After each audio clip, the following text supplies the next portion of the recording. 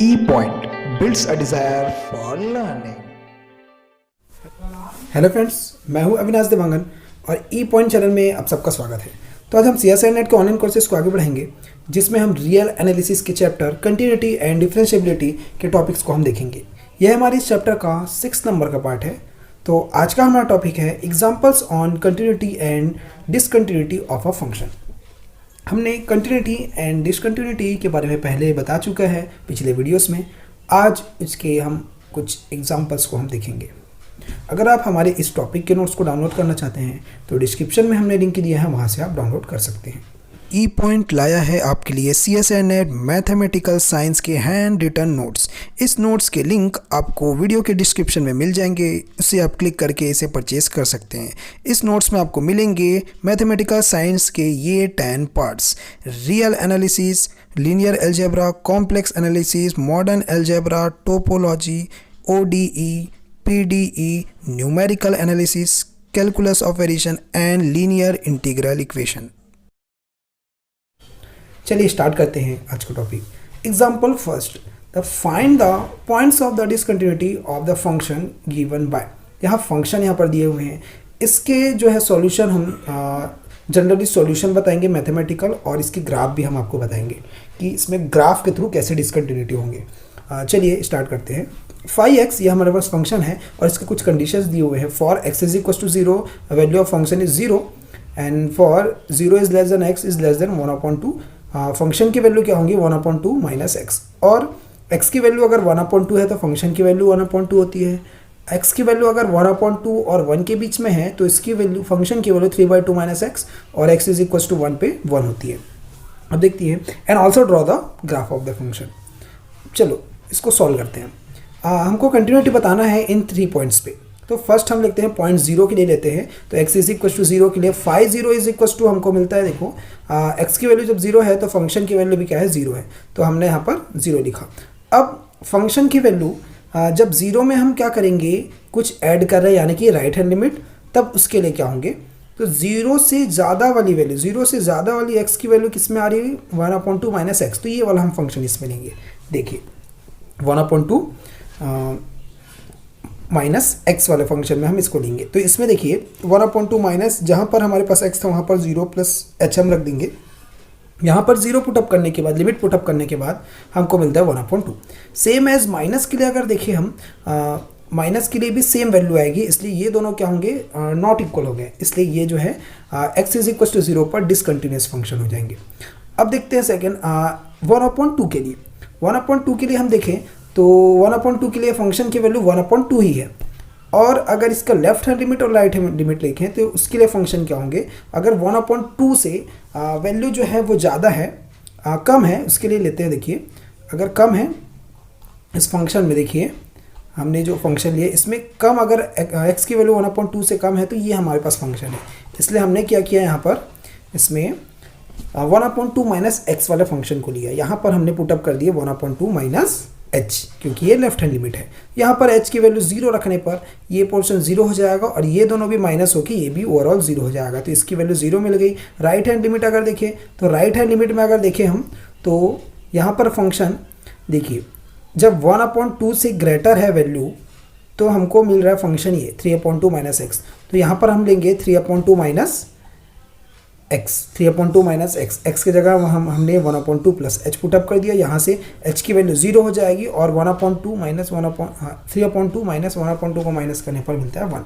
तो यहाँ पर देखिए वैल्यूज जो है इक्वल नहीं है, इसलिए क्या होंगे, ये डिसकंटिन्यूटी होंगे x इज इक्वल टू 1/2 के लिए। सेम एज 1 के लिए अगर देखें तो exact value x is equal to 1 पे वैल्यू जो है 1 दी हुई है, और फंक्शन को देखें अगर 1 से कम वैल्यू है तो फंक्शन 3/2 माइनस एक्स वाला फंक्शन हमारे पास है, तो इसमें हमने x की जगह 1 माइनस h पुटअप कर दिया। तो यहाँ से ये 0 हो जाएंगे, और इसमें 3/2 माइनस 1 करने पर हमको मिलता है 1/2। Same as right hand limit अगर इसका निकाले तो भी उसकी वैल्यू वही आएगी, क्योंकि फंक्शन सेम था। यहाँ पर देखिए दोनों की वैल्यू जो है वो नॉट इक्वल आ गई, इसलिए ये भी क्या हो जाएगा, डिसकंटिन्यूस हो जाएगा at x is equal to 1। अब चलिए देख लेते हैं इसका ग्राफ, कि ग्राफ के थ्रू कैसे डिसकंटिन्यूटी होंगे। हमने मैथमेटिकल फॉर्म में तो बता दिया कि ये डिसकंटिन्यूटी होंगे, लेकिन ग्राफ के थ्रू कैसे होंगे अब देखते हैं। चलिए ग्राफ की तरफ आते हैं।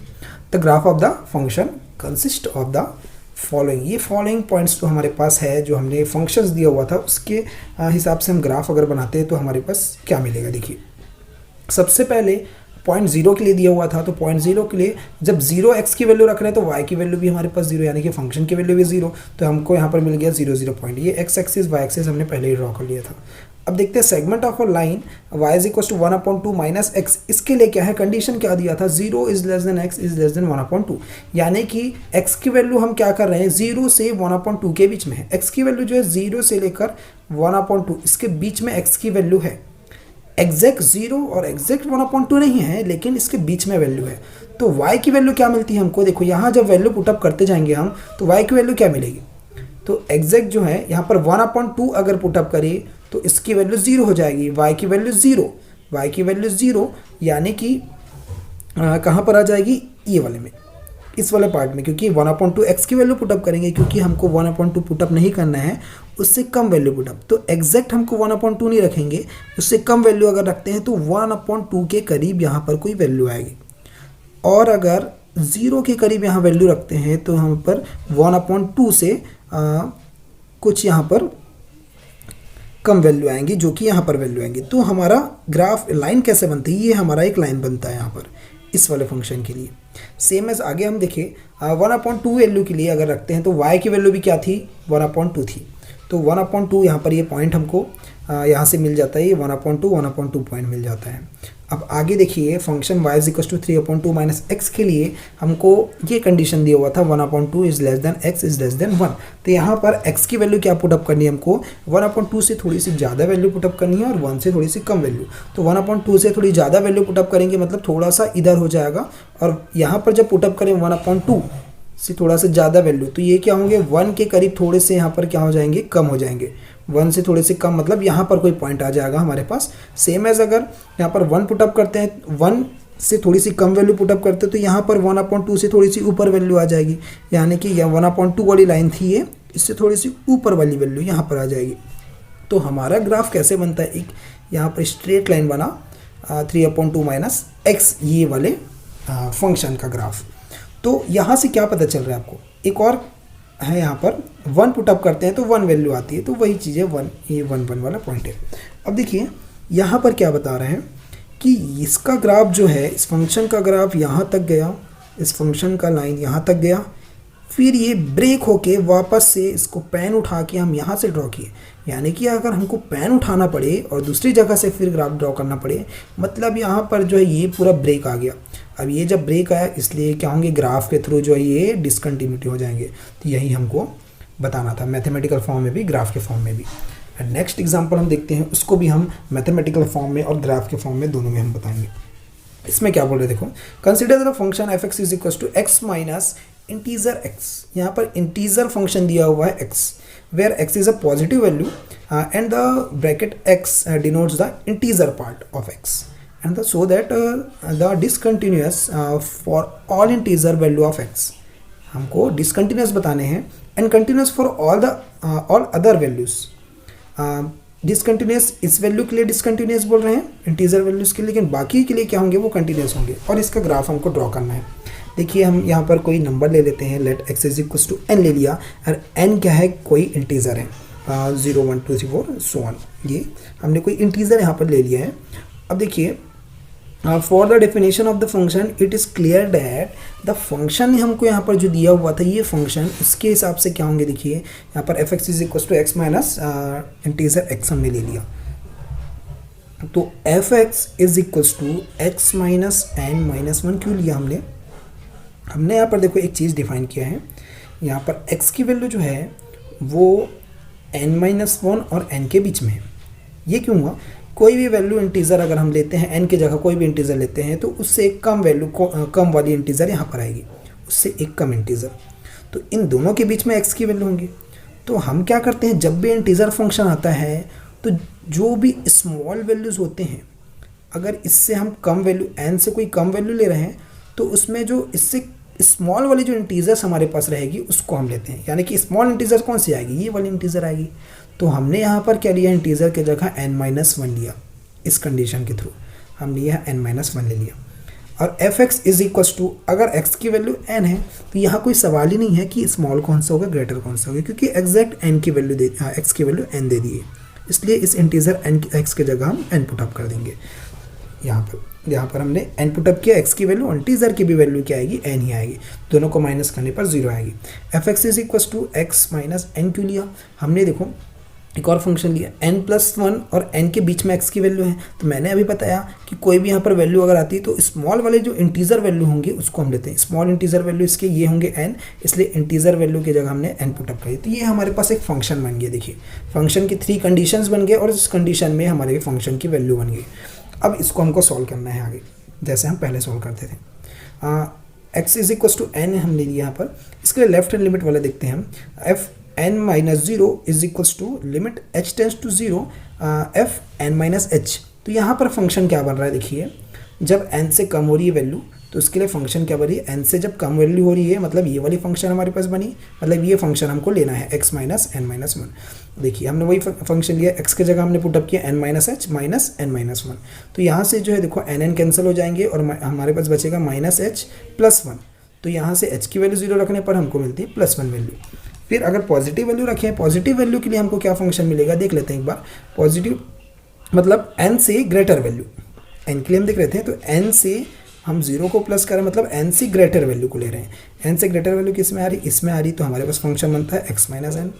तो x माइनस एन हमने यहाँ पर लिया, x माइनस एन के लिए यहाँ पर फंक्शन में पुटअप कर देंगे, तो यहाँ पर मिलेगा एन, x की वैल्यू क्या रखेंगे हम n प्लस एच और माइनस एन, तो यहाँ से n कैंसिल हुआ, h की वैल्यू 0 पुटअप की लिमिट, तो ये 0 हो जाएगा, क्योंकि यहाँ पर ये वैल्यू जो इक्वल नहीं है इसलिए क्या हो गया, डिसकंटिन्यूटी हो गया। अब यहाँ से हमको पता चल गया डिसकंटिन्यूटी। अब इसका हम ग्राफ देख लेते हैं, ग्राफ के थ्रू कैसे डिसकंटिन्यूटी होंगे। तो ये हमारे पास इतने सारे कंडीशंस मिले हुए थे, इतने सारे कंडीशंस हैं, उसके हिसाब से हम ग्राफ को ड्रॉ करेंगे। एक्स एक्सिस वाई एक्सिस हमने ड्रॉ कर लिए, ये जो है एक्स की वैल्यूज़ होंगी और ये वाई की वैल्यूज़ होगी। तो यहाँ पर देखते हैं हम, अगर इसमें ये देखें कि यहाँ से फंक्शन की ये सारी वैल्यूज़ कहाँ से आई, तो इसको हम देखेंगे कि हमने क्योंकि फंक्शन में x माइनस इंटीज़र फंक्शन लिया था, इंटीज़र x, देखिए इस फंक्शन में हमारे पास था x माइनस इंटीज़र फंक्शन था इसमें x, तो इस x की इंटीज़र की वैल्यू हम यहाँ से पुटअप करते जाएंगे।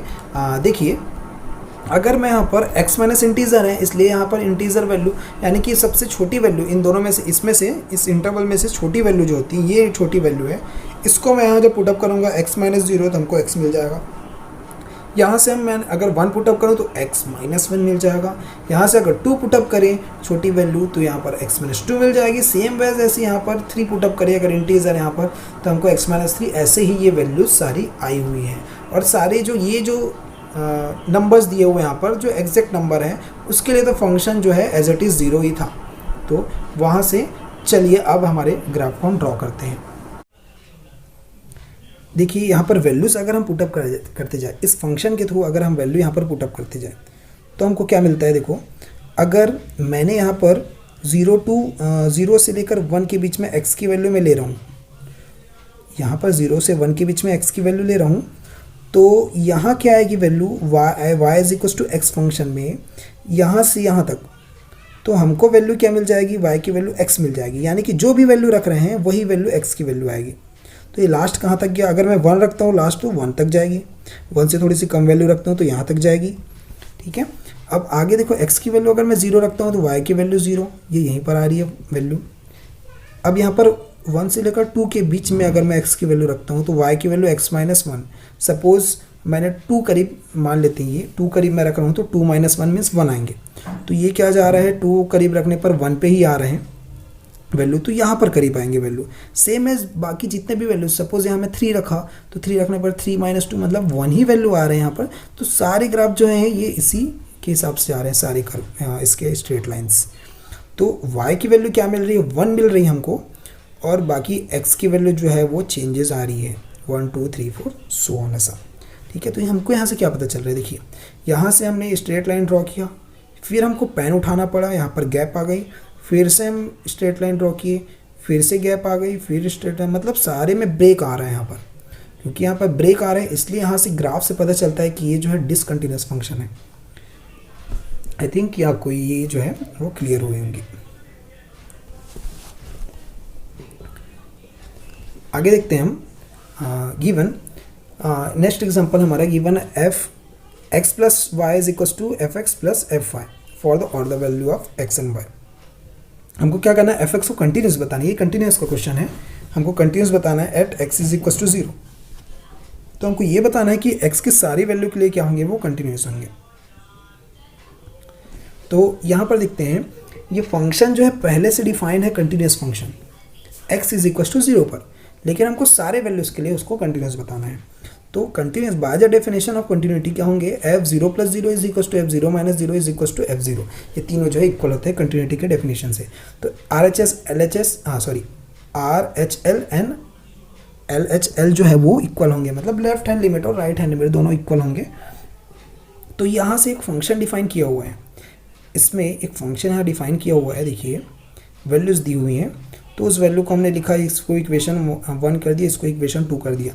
तो यहाँ से देखिए f0 के लिए अगर मैं देखता हूँ तो f0 is equal to f0 plus 0 right hand limit के लिए 0 प्लस h हो जाएंगे, और यहाँ पर वैल्यू हम रख देंगे क्योंकि यहाँ पर f0 प्लस h अगर है तो x प्लस y है, तो दोनों में क्या हो जाएंगे, सेपरेट हो जाएंगे और प्लस बीच में आ जाएगा, फंक्शन सेपरेट हो जाएंगे। सेम एज यहाँ से अगर फंक्शन को अप्लाई करें तो यहाँ पर ये दोनों सेपरेट हो जाएंगे।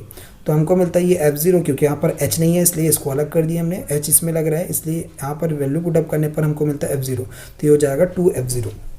तो सेम एज नेगेटिव के लिए भी सॉल्व करेंगे, नेगेटिव के लिए भी सॉल्व करने पर हमको सेम एज मिलता है ये f0 प्लस f0 यानी कि 2f0 मिलता है। ठीक है, ये हमारे पास वैल्यू, अगर वैल्यू निकालना चाहे तो हम f0 की वैल्यू निकाल सकते हैं, इसलिए इसमें यहाँ से वैल्यू फाइंड आउट किए हैं। अब देखिए x is equal to m कोई आर्बिट्री नंबर ले लिया, क्योंकि हमको सारे वैल्यूज़ के लिए हमको कंटिन्यूस बताना है, इसलिए हमने कोई नंबर m ले लिया का आर्बिट्री नंबर। तो यहाँ पर सेम एज वही चीज़ करना है हमको, देखिए x is equal to m plus h put up करना है हमको, तो f m plus 0 is equal to m plus h यहाँ पर हम पुटअप करेंगे। तो फंक्शन हमारा ये है, देखिए क्योंकि जो हमने अभी देखा था डेफिनेशन जो गिवन था हमारे पास, उससे ये दोनों सेपरेट हो जाते हैं और बीच में प्लस का साइन आ जाएगा, फंक्शन जो है सेपरेट हो गए। तो यहाँ पर हमको क्या मिलता है, देखो ये वाली जो वैल्यू है यहाँ पर हमको ये पोर्शन जो है इसका 0 हो जाएगा, क्योंकि यहाँ पर h है, तो ये जो है पोर्शन ये 0 हो गया।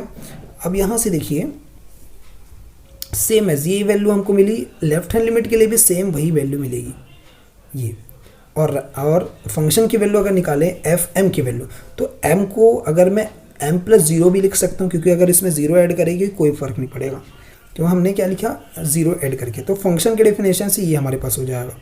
तो तीनों की वैल्यू इक्वल हो गए, इसलिए क्या हो गई, ये कंटिन्यूस फंक्शन होंगे। तो आज के वीडियो में इतना ही, हम आपके लिए और भी ऐसे अच्छे वीडियोस लाएंगे, तब तक के लिए धन्यवाद।